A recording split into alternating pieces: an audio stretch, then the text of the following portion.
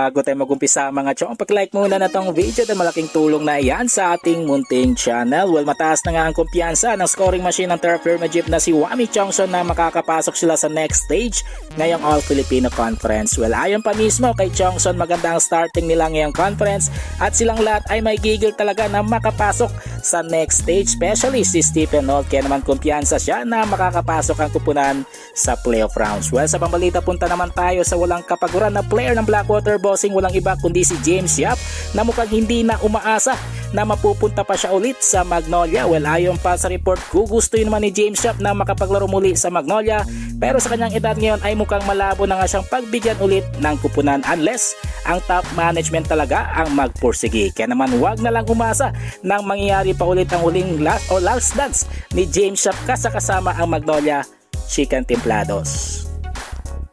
Ang muli sa timbalita mga chong, patungkol naman si sinabi ni Paulie sa kalagayan ng Magnolia ngayong conference na mayroong dalawang magkasunod na talo. Well, ayon pa mismo kay Paulie, sanay naman sila na hindi maganda ang simula pero sa later stage ay nakakabawi naman. Kaya ang kailangan nilang gawin ay mag-regroup o mag-reset upang makabalik sa winning column ngayong conference. So good luck na lamang sa Magnolia sa kanilang kampanya ngayong All-Filipino Conference. Well mga chong, nandito na lang ang ating balitang PBA at syempre huwag kalimutan mag-subscribe at i-like itong video bilang pagsuporta. So this is Channel B once again.